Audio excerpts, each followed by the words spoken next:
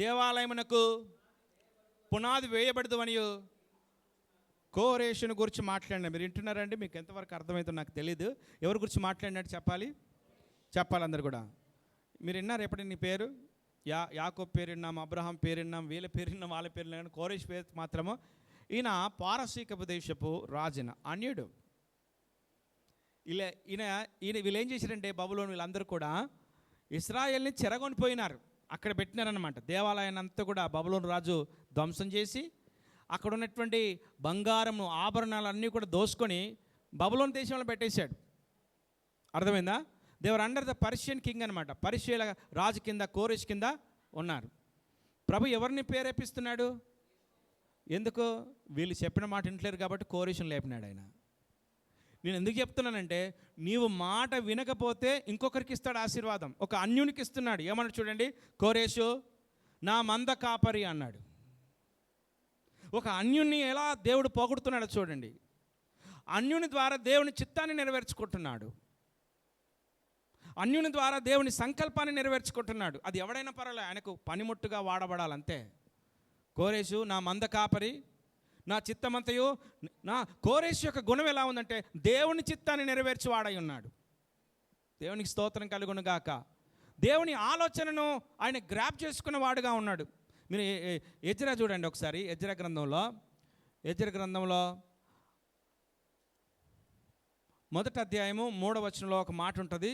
నేను చూపిస్తాను కోరేషు ఏం చేశాడు, ఎలా ఉన్నాడు, లైట్గా చూపిస్తాను.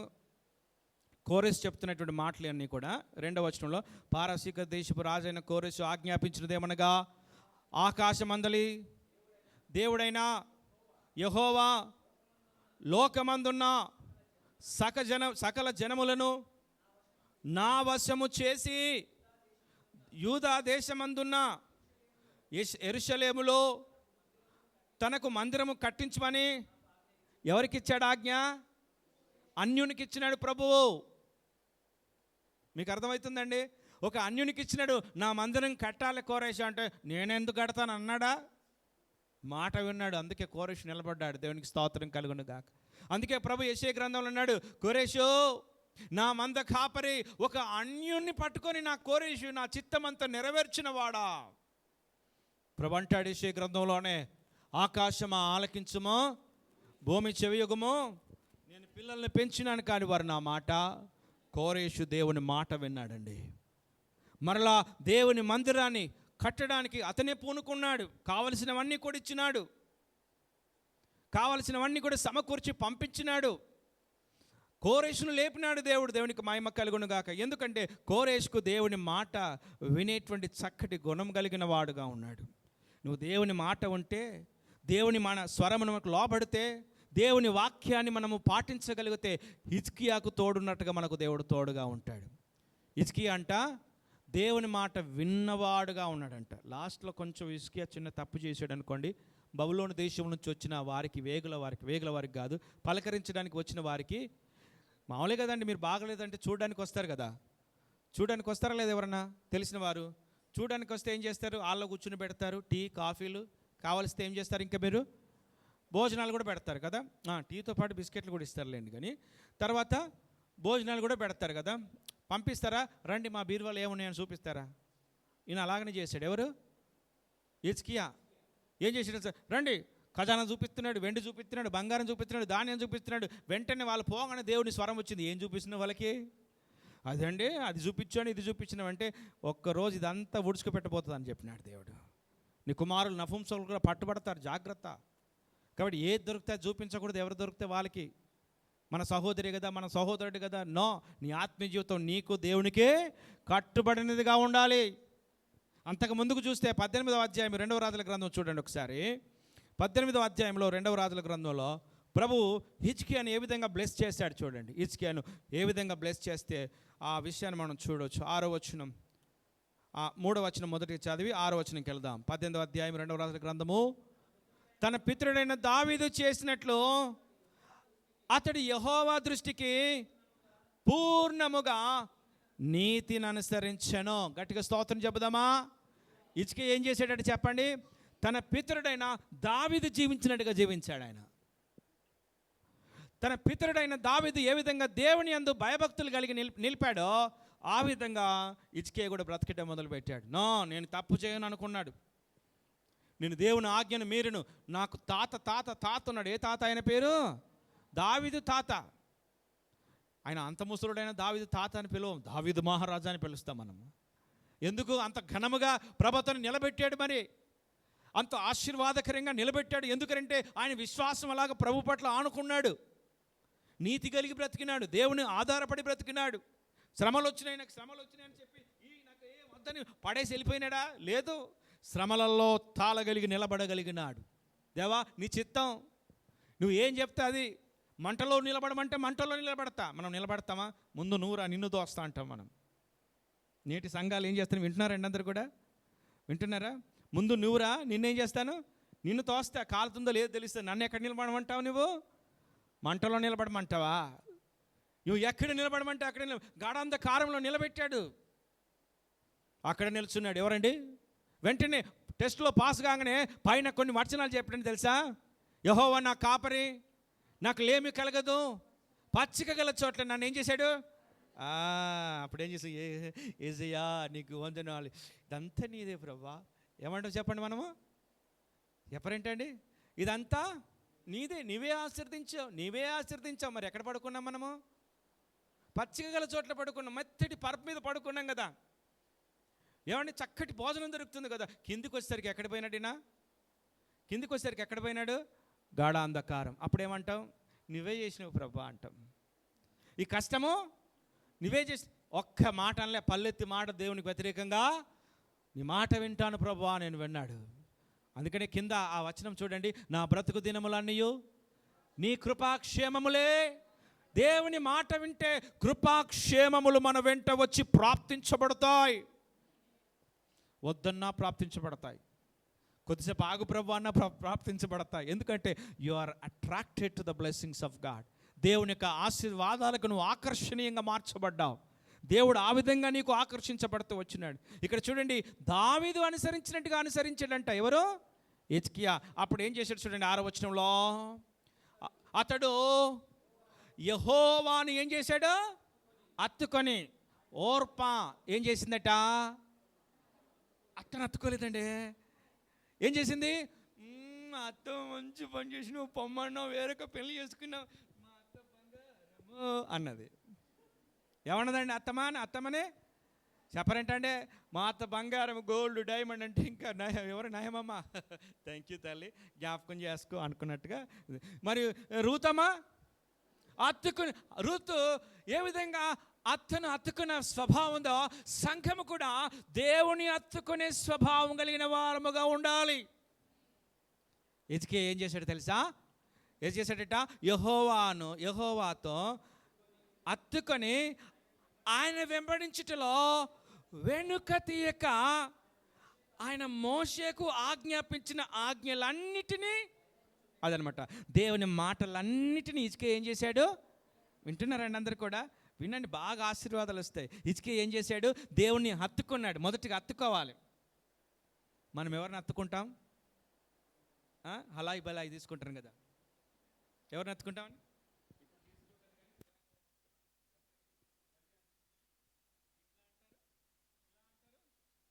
అదనమాట. ఇలా అలా బయలా కాదు, హత్తుకుంటే ఇంక వదిలేది లేనే లేదు. ఫెవికల్ బంధం.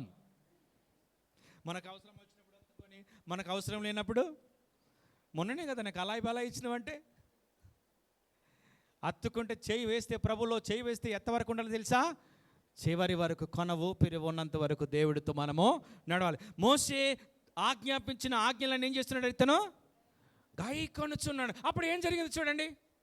అప్పుడు ఏం జరిగింది? కావున యెహోవా అతనికి ఏమన్నాడట? తోడుగా ఉన్నాడు. ఎందుకు తోడుగా ఉన్నాడు చెప్పండి ఇప్పుడు అసలు విందునాలందరూ కూడా? అది ఆయన మాట విన్నాడు కాబట్టి దేవుడు ఆయనకు తోడుగా ఉన్నాడు. ఇప్పుడు నువ్వు మాట విను, నీకు తోడుగా ఉంటాడు. నువ్వు మాట విను, దేనికైనా తోడుగా వస్తాడు. ఉన్నావా ప్రభా? ఉన్నా. నువ్వు ఏం టెన్షన్ పడక. పిల్లలు లోపల రూమ్లోకి వెళ్ళాలంటే, డాడీ ఆ ఫ్రంట్ రూమ్లోనికి రావా అంటారు, చూసారా? కష్టాల్లో ఉన్న ప్రభా అంటే, నేను ఉన్నాను, వెళ్ళు, నీకు నో ప్రాబ్లం అంటున్నాడు. మోషే కూడా అదే ప్రార్థన చేశాడు. మరి నువ్వు నన్ను వెళ్ళమంటున్నావు, ఈ 6 లక్షల మందిని తీసుకొని వెళ్ళమంటున్నావు. ప్రభా నేను ఏం చేయాలి? నీ సన్నిధి వస్తేనే తప్ప నేను ఇక్కడి నుంచి వెళ్ళనే. నేను వస్తాను పదా, నా సన్నిధి నీతో వస్తుంది. ఎవరితో వస్తాడు దేవుడు? మరి ఎవరితో ఆయన సన్నిధి వస్తుంది అంటే ఆయన మాట విన్న వారితో వస్తుంది. నీ కుటుంబంలో కూడా ఆయన రావాలి. ఇప్పుడు అంటే నీతో పాటు రావాలంటే, నీతో పాటు ఇప్పుడు బైబిల్ పట్టుకొని పోతావు కదా ఎక్కడికి? ఇంటికి. నీతో పాటు ఎవరు రావాలి? కుక్కలు రాకూడదు, ఈగలు రాకూడదు. ఎవరో నిన్న ఒక ఆయన ప్రార్థనగా వింటూ ఉంటే, ఏది నేను నిజమైన ద్రాక్షవల్లిని తీగలు మీరన్నారు కదా. ఒక ఆమె చదువుతూ ఉందంట, ఈగలు మీరు అని చదివిందంట. ఏమని చదివిందంట అండి? ఈగలు మీరు. కానీ వాక్యం ఏముంది అంటే అలవాట్లో పొరపాట్లో తీగలు కాకుండా ఏం చదివింది? మనం ఇంటికి వెళ్తుంటే ఈగలు రావద్దు. ఏం రావాలి మన ఇంటికి? యేసయ్య రావాలి. దేవునికి స్తోత్రం కలుగును గాక. ఎందుకు తెలుసా? నువ్వు ఆయన మాట వింటున్నావు కాబట్టి. అతనికి తోడుగా, ఎవరికి తోడుగా ఉన్నాడు దేవుడు? హిజ్కియాకు తోడుగా ఉన్నాడు. నీకు తోడుగా ఉండాలి. నువ్వు చేస్తున్న పనిలో తోడుగా ఉండాలి. ఒక పని మనం చేస్తూ ఉంటే ఆ పని ఇరిగిపోతుంది, ఇంకొక పని తయారవుతుంది మనకి. ఏదైనా ఒక నట్టు ఫిట్ చేస్తే, అప్పుడప్పుడు నాకు నట్టు ఫిట్ చేస్తూ ఉంటే ఆ నట్టు ఇరిగిపోయి లోపల పగిలిపోతూ ఉంటుంది. ఇదేంది కర్మ అనిపిస్తుంది ఒకసారి. పాస్టర్ గారు అంటాడు, మెకానిక్ని పిలవచ్చు కదా, నేను చెప్పిన కానీ ఫస్టే అంటే. ఇవి చిన్న పనులు. పెద్ద పనులు ఏదైనా తలపెడితే అది సక్సెస్ కావాలంటే దేవుడు మనకు తోడుగా ఉండాలి. తోడుగా ఉండి ఏం చేశాడో చూడండి. తాను వెళ్ళిన చోటనెల్లా నీకు జయం కావాలంటే ఏం చేయాలి చెప్పండి? మరి అంతే. జయం కావాలంటే దేవుని మాట విను. మనం మాట కానీ ఆ యుద్ధాయుధాలు ధరించుకొని వెళుతూ ఉంటాం. రారా నువ్వా నేనంటే ఒక్కటే చెంప మీద కొడితే కిందకి నేలబడిపోతూ ఉంటాం. ఎవడు కొడతాడు? శత్రువు. పౌలు ఎవడో తెలుసు? నాకు క్రీస్తు ఎవరో తెలుసు. నువ్వెవడురా అడదిడ్డంగా డ్రెస్ వేసుకొని వచ్చినావో? నువ్వెవడురా అంటే నేను యేసు నామములో ఉచ్చాటాన చేస్తున్నానని గద్దిస్తూ ఉంటే వెంటనే ఆ దయ్యాలు ఎవరి మీద పడ్డాయట? వారి మీద పడి వశపరుచుకొని లోపరుచుకొని తన్ని తన్ని తన్ని తన్ని బట్టలన్నీ ఓడదీసి చింపేసి ఏం చేసినాయండి? కొట్టేసి పరిగెత్తిస్తున్నా ఆయన. నేను చెప్తున్నాంటే దేవుని మాట వింటే మనకేందో తెలుసా? దేవుడు మనకు తోడుగా ఉంటాడు. వెళ్ళుచున్న చోట దేవుడు మనకేమిస్తాడు? జయమును కలగజేస్తాడు. దేవుని మాటను మనం గమనించాలి. చాలామంది గమనించరు, చాలామంది దాన్ని లెక్క పెట్టారు, అర్థం కాదు. ఒక దినమున యేసు ప్రభు దగ్గరికి ఒక ఆయన వచ్చినాడు. ఒక దినమున ఎవరు వచ్చారంటే చెప్పాలి? యేసు ప్రభు దగ్గర ఎవరో తెలుసా? 3వ అధ్యాయంలో నికోదేము. ఎవరండి ఆయన? నికోదేము. ఆయన ధర్మశాస్త్ర ఉపదేశకుడు, మంచి పండితుడైన. ఆయనకు అర్థం కావట్లే, లేఖనాలు అర్థం కావట్లే. అర్థం కాదు వాక్యం, లేఖనాలు అర్థం కావట్లే. ఏ సమయంలో వచ్చాడు తెలుసా? యేసయ్య దగ్గరికి చీకటి పడిన రాత్రి వేళ యేసు ప్రభు దగ్గరికి వచ్చాడు. వచ్చి బోధకుడా నువ్వు పరలోకంలో నుంచి వచ్చావని నాకు తెలుసు. నిశ్చయంగా దేవుడు నీకు తోడుగా ఉంటే తప్ప ఇవన్నీ నీకు జరగని నాకు తెలుసు అంటే వెంటనే యేసు ప్రభు ఏమంటే తెలుసా? ఒకడు కొత్తగా జన్మిస్తేనే తప్ప పరలోక రాజ్యానికి. అదేంటి ఈయన మాట్లాడుతున్న మాట ఏంది? యేసయ్య చెప్తున్న తీరేంటిది? యేసయ్య ఆంతర్యమును ఎరిగిన వాడై ఉన్నాడాయన. వచ్చిన పనేందో ప్రభుకు తెలుసు. ఈయనకు అర్థం కావట్లేదు. లేఖనాలు ఎవరికి అర్థం కాదు. చాలామందికి అర్థం కాక పొరబడుతున్నాడు. యేసుప్రభు అన్నాడు, మీరు లేఖనములు అర్థం కాకపోవటం వల్ల మీరు ఏమవుతున్నారు? మీరు పొరబడుతున్నారు.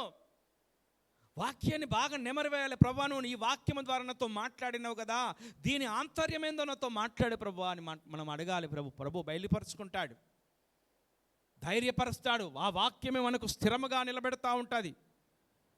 అప్పుడు మీరు 3వ అధ్యాయం చూడండి. యోహాను సువార్తలో 3వ అధ్యాయంలో ప్రభు ఒక మాట అంటాడు. నికోదేముతో మాట్లాడుతున్న మాట. 3వ అధ్యాయము యోహాను సువార్త 3వ అధ్యాయము 9వ వచనంలో ప్రభు మాట్లాడుతున్న మాట. నికోదేము మాట్లాడిన మాట చూడండి. అందుకు నికోదేమో, ఈ సంగతి ఎలాగూ సాధ్యములో ఆయన అడిగినాడు. నువ్వు చెప్పినావు బాగానే ఉంది, నాకు అర్థం కావట్లేదు అన్నమాట. దాని అర్థం నువ్వేమంటున్నావు? క్రొత్తగా జన్మించమంటున్నావు. ఒకడు నీటి మూలంగా పుట్టాలట, ఇంకా ఇదేమో నాకు పుట్టడం నాకు తెలియదు కానీ నేను మరల ముసలివాడనైనా మా తల్లి గర్భంలోనికి నేను వాక్యాన్ని ఇలాగ అర్థం చేసుకునే వాళ్ళు చాలామంది ఉన్నారు చర్చిలలో.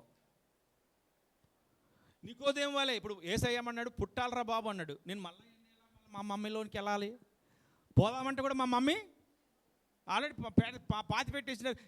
అంటే లేఖనాలు అర్థం కాని నేటి క్రైస్తవులు చాలామంది ఉన్నారు, వాక్యం అర్థం కాని చాలామంది క్రైస్తవులు ఉన్నారు. ఎందుకో తెలుసా? ఈ నికోదేము వచ్చిన పరిస్థితి ఎలా ఉందో చూడండి ఒకసారి. మీరు 3వ అధ్యాయము 2వ వచనం. అతడు రాత్రి యందు, అది రాత్రి ఏమైనా కనబడుతుందా? ఈయన బాగా పండితుడైనప్పటికీ కూడా, తెలిసిన వాడైనప్పటికీ కూడా వెళ్ళిన పరిస్థితి ఏందో తెలుసా? రాత్రి చీకటిమయమైన జీవితమే జీవిస్తున్నాడు. ఎవరో తెలుసా? చీకటిలో ఏమి కనబడదండి. ఏమైనా కనబడుతుందా? చీకటిలో ఏమి కనబడదు. మత్తయి సువార్త 6వ అధ్యాయము 22వ వచనం చూడండి. మత్తయి సువార్త 6వ అధ్యాయం చాలా జాగ్రత్తగా వినాం. మత్తయి సువార్త 6వ అధ్యాయము 22వ వచనము అనుకుంటాను. దేహమునకు దీపము కన్నే గనుక నీ కన్ను తేటగా ఉండిన ఎడల నీ దేహమంతయు ఎలా ఉంటుందట చెప్పండి? వెలుగుమయమై ఉండును. నీ కన్ను చెడినదైతే నీ దేహమంతయు చీకటిమయమై ఉండును. నీలోనున్న వెలుగు చీకటి అయి ఉండిన ఎడల ఆ చీకటి ఎంతో, దాని అర్థం భయంకరమైనది అంటున్నాడు. చీకటి ఏంటంటండి? భయంకరం. కన్ను కరెక్ట్ లేకపోతే జీవితం అంతా చీకటి అంట. ఈ కన్ను చెప్పాలి కరెక్ట్గా చూడకపోతే, కరెక్ట్గా లేఖనాలు పరిశీలించకపోతే, కరెక్ట్గా దేవుని వాక్యాన్ని స్వీకరించి అర్థం చేసుకోలేకపోతే, విన్న వాక్యమైనా అవి మన జీవితంలో పని చేయబడదు. అప్పుడు జీవితం ఏమైతే తెలిసినా చీకటిలో బ్రతుకుతాం. ఎందుకంటే సత్యము మనల్ని స్వతంత్రులుగా చేస్తుంది. సో చీకటిలో బ్రతకడానికి గల కారణం ఏంటంటే కన్ను సరిగా లేదు, దేహం అంతా చీకటి అయిపోయిందంట. మరి నికోదేము చీకటిలో ఉండడానికి గల కారణం లేఖనాలు అర్థం కావట్లేదు, వాక్యం అర్థం కావట్లేదు, అర్థమైన దాని ప్రకారంగా జీవించలేకపోతున్నాడు. బోధ కూడా ఇది ఎలాగూ సాధ్యము అంటున్నాడు. చాలామంది జీవితాల్లో వాక్యాన్ని మరి లోబడకపోవడానికి గల కారణం ఏంటంటే, మొదటిగా వాక్యాన్ని అర్థం చేసుకోవాల్సిన విషయంలో అర్థం చేసుకోలేకపోతున్నారు. కారణం ఏంటో తెలుసా? వారు చీకటిలో బ్రతుకుతున్నారు. యేసు ప్రభువు ఒక ఆయనను ముట్టి స్వస్థపరిచినాడండి. పుట్టి గుడ్డివాడు ఆయన. ఎవరైనా పుట్టిగుడ్డివాడైతే శిష్యులు ఆయన చూసి ఏసయ్యా ఏంది అని అన్నాడు. ఆ పక్కన వాడిని చూడు, గుడ్డాడు ఆడు ఎలా ఉన్నాడు చూడు, వీడి పాపం చేశాడా, వాడిని పితరులు తండ్రులు పాపం చేశాడంటే నోరు మీరా, నీకు ఎప్పుడు అది వస్తాయి అన్నాడు. ఏమన్నాడండి? 9వ అధ్యాయం 2వ వచనంలో యోహాను సువార్త. నేను జస్ట్ షార్ట్ అండ్ స్వీట్గా చెప్తాను. ఆయన శిష్యులు, బోధకుడా, వీడు గుడ్డివాడై పుట్టుటకు ఎవడు పాపం చేశాను, వీని కన్నవారా ఆయనను అడగగా, యేసు వీడైనను వీని కన్నవారైనను పాపము చేయలేదు కానీ దేవుని క్రియలు వీని యందు ప్రత్యక్షపరచబడుటకే వీడు గ్రొడ్డివాడుగా పుట్టాడు. మీరు గమనించండి, దేవుని క్రియలు నీ యందు ప్రత్యక్షపరచబడాలంటే నీ గుడ్డితనం తెరవబడాలి, చీకటి తొలగించబడాలి, లేఖనాలు మనం గమనించాలి, వాక్యాన్ని బాగా నెమరవేయాలి. కీర్తన గ్రంథంలో అంటాడు కదా, దివారాత్రము దానిని ధ్యానించువాడు ధన్యుడు. ఆకువాడక తన కాలమందు ఫలమిచ్చు చెట్టు వలన ఉంటావు. వీడి తండ్రా, వీడి కన్నవారు చేశాడు, ఎవడు పాపం చేయలేదు, తొందరపడకు, దేవుడు వాడిని స్వస్థపరచడానికి అలాగ పెట్టినాడు. ఆయన ఏం కావాలంటే, నాకు చూపు కావాలి, నేను చూడాలయ్యా, దేవుని యొక్క మహిమను చూడాలి, మనం దేవుని యొక్క లేఖనాలు చూడాలి, దేవుని యొక్క వాక్యాన్ని బాగా జుర్రుకోవాలి మనం. అప్పుడు దేవుడు ఏం చేస్తాడంటే, తగినట్టుగా దేవుడు తన ఆశీర్వాదాలు మనతో పంపిస్తాడు. నికోదేము కూడా అలాగనే. నికోదేమో, నువ్వు బోధకుడు అయ్యుండి కూడా ఈ మాటలు నీకు అర్థం కావట్లేదా అన్నాడు 10వ వచనంలో. మీరు చదవనక్కర్లేదు. నువ్వు బోధకుడు అయ్యుండి కూడా ఈ మాటలు నీకు అర్థం కావట్లేదా? సంఘంలో ఉన్నప్పటికీ కూడా వాక్యం నీకు అర్థం కావటం లేదా? ప్రతిదినము దేవుని వాక్యాలు లేఖనాలు చదివినప్పటికీ కూడా వాటిని అనుసరించి నువ్వు నడవలేకపోతున్నావా? నికోదేము వలె ఉన్నామా? నికోదేమును ప్రశ్నించింది అదే, నువ్వు బోధకుడు అయ్యుండి కూడా నీకు ఈ లేఖనాలు అర్థం కావట్లేదా నికోదేము?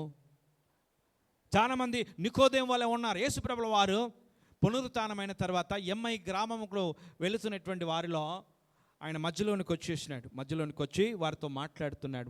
ఏంటిదా మాట్లాడుతున్నాడంటే, ఇలాగ చూసినారని, ఇలాగ చూసి నీకు తెలియదా ఈ సంగతులు అన్నాడు. లూకాసు వార్త 24వ అధ్యాయంలో, తీయనక్కర్లేదు, లూకాసు వార్త 24వ అధ్యాయంలో వాళ్ళు ఇలాగ చూసి, నీకు తెలియదా యెరూషలేములో ఏం జరిగిందో నీకు? ఆయన శక్తిగల ప్రవక్త. యేసుప్రభు ఎలాంటి వాడట? లేఖనములందు ప్రావీణ్యత కలిగిన వాడు. ఆయన ఏం చేశారో తెలుసా? సిలువేసినారయ్యా. మాకు తెలిసిన సంగతి ఏంటంటే, బ్రతుకున్నప్పుడు చెప్పిన మాట, 3 దినాలలో ఆయనను లేస్తాడన్నాడు. మాలో కొంతమంది స్త్రీలు వెళ్ళినారు కానీ వారికి కనబడలేదు. అక్కడ ఒక దూత కనబడి, ఆయన ఇక్కడ లేడు, ఆయన చెప్పినట్టుగానే లేచాడు. మేము వెతుకుతున్నాం, మాకు కనబడలేదు, ఏం చేస్తాంలే, మేము ఇంటికి వెళ్ళిపోతున్నాం అన్నట్టుగా చెప్పినారు. వాళ్ళు మాట్లాడి చీకటి పడుతుందంట. అప్పుడు యేసయ్య అన్నాడు తెలుసా, సరే మరి సెలవా, నేను వెళ్తానన్నాడు. అప్పుడు వాళ్ళు ఏమన్నా తెలుసా, వద్దు చీకటి పడిందిగా, ఎక్కడ వెళ్తావు, మా ఇంటికి రండి అని అతన్ని బలవంతం చేశారు యేసయ్యని. ఇంట్లో కూర్చుండి, యేసయ్యకి అలవాటే కదా, ఆహారం భోజనం చేసేటప్పుడు ఏం చేస్తాడు ఆయన? ఏం చేశాడు? ప్రార్థన చేసి కృతజ్ఞతాస్తులు విరవగానే వాళ్ళ కన్నులు అమ్మా నువ్వా అన్నారు. చూడండి, యేసు ప్రభుల వారి పక్కన ఉన్న వారి కన్నులు మోయబడ్డాయి, తెరవబడలే. మోయబడిన కన్నులు కలిగిన వారు మీరు గమనించండి, చాలామంది మనం చూస్తూ ఉంటాం, అనుభవం లేని వారు, మోయబడిన ఆత్మీయ జీవితం కలిగిన వారు, మోయబడినటువంటి నేత్రాలు, సహజ సిద్ధమైన నేత్రాల గురించి ప్రభు మాట్లాడటం మీరు లూకాసు వార్తలు 24వ అధ్యాయంలో ఉంటుంది. వారి కన్నులు మోయబడ్డాయి. ఏం పడ్డాయట? వారి కన్నులు మోయబడ్డాయి. కాబట్టి యేసు ప్రభుల వారు ఎవరో ఆయనకు గుర్తుపట్టలేకపోయినారు. మనం కూడా అలాగనే ఉంటారు. లేఖనాలు బాగా పరిశీలించిన వారమై ఉండి వాక్యాన్ని మనం వెంబడించినప్పుడు దేవుడు మనల్ని ఆశీర్వదించడం మొదలు పెడతా ఉంటాడు. ఆమెన్. మనం పరిశీలించాలి, వాక్యాన్ని వెంబడించాలి, వాక్యాన్ని వెంబడించి మనం నడుస్తూ ఉండాలి, వాక్యానుసారమైన జీవితం మనం జీవిస్తూ ఉండాలి. దేవునికి మహిమ కలుగును గాక. అప్పుడే దేవుడు మనకు ప్రత్యక్షపరచుకొని మనల్ని ఆశీర్వదించడం మొదలు పెడతాడు. చివరిగా యెషయా రాసిన గ్రంథంలో ఇంకొక మాట మనం చూద్దాం. చివరిగా యెషయా రాసిన గ్రంథంలో మనం చూసినట్లయితే 44వ అధ్యాయం, యెషయా రాసిన గ్రంథము 44వ అధ్యాయం.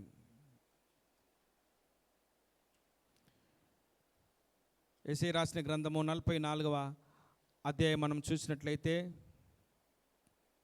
ఇందాక మనం చూసాం కదా, 28వ వచనం, కోరేషు నా మంద కాపరి, నా చిత్తమంతయో నెరవేర్చువాడ. ఎందుకు అన్యుని లేపుకున్నాడు అంటే, కోరేషు దేవుని మాటను విన్నాడు. ఈ మధ్యాహ్న కాలస్యంలో అన్యున్నే దేవుడు లేపుకొని అంత ఆశీర్వదించి గొప్పగా చేసిన దేవుడు మనల్ని దేవుడు లేపి ఆశీర్వదించడా? ఖచ్చితంగా దేవుడు మనల్ని ఆశీర్వదిస్తాడు. మరి మనం ఏం చేయాలి అనంటే, గమనించండి ప్రియులారా, దేవుని మాటను మనం శ్రద్ధగా విన్నవారముగా ఉన్నప్పుడు దేవుడు మనల్ని ఆశీర్వదిస్తాడు.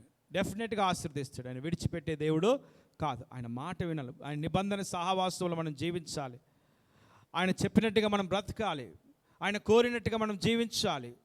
మరి హిజ్కియాకు తోడున్నట్టుగా దేవుడు మనకు కూడా తోడుగా ఉంటాడు. వెళ్ళు చోటనెల్లా హిజ్కియాకు తోడుగా ఉన్నాడట.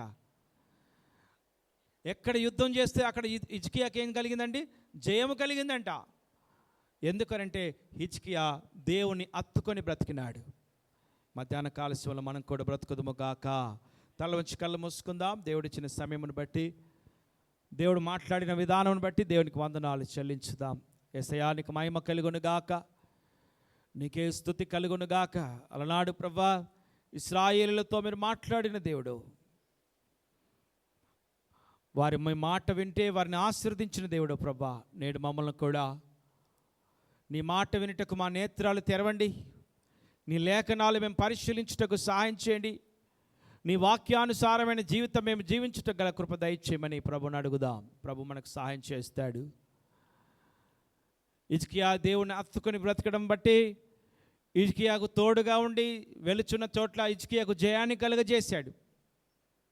మరి మనకు కూడా దేవుడు జయాన్ని కలుగ చేయాలంటే, మనల్ని కూడా దేవుడు ఆశీర్వదించాలి అంటే, దేవుని మాట వింటే దేవుని యొక్క ఆశీర్వాదాలు మనకు వస్తాయి.